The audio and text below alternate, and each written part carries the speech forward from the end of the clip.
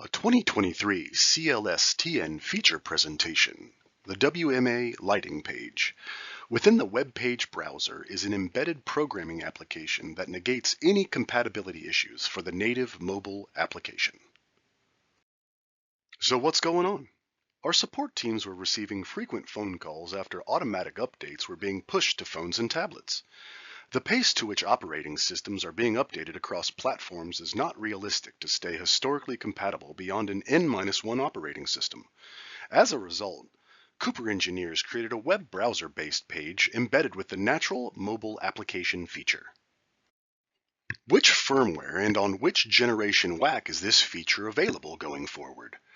For Generation 1 WACs, you must be at firmware 8.2 or higher.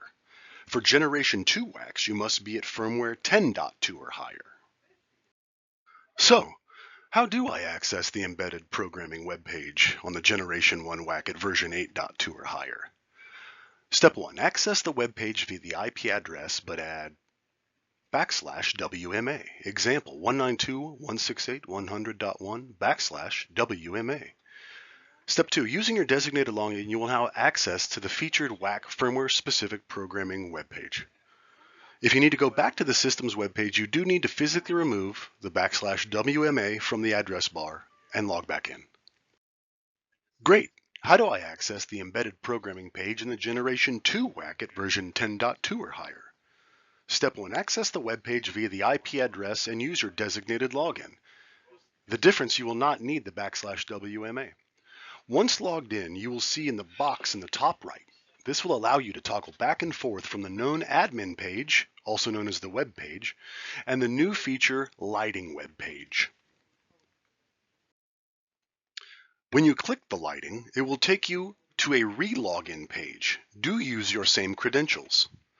You will then be brought to the featured programming web page, which is WAC firmware specific. To get back to the web page, click the top right box again and go back to admin. All right, what other questions do you have?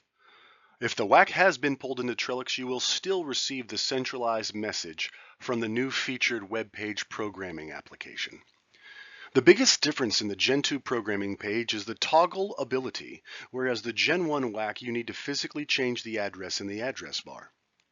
Programming is the same on the programming web page as you would expect from the mobile application.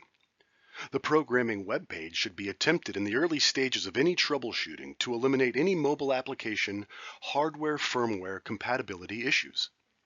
The programming web page is native to the firmware version and now will be the go-to place for programming as a best practice.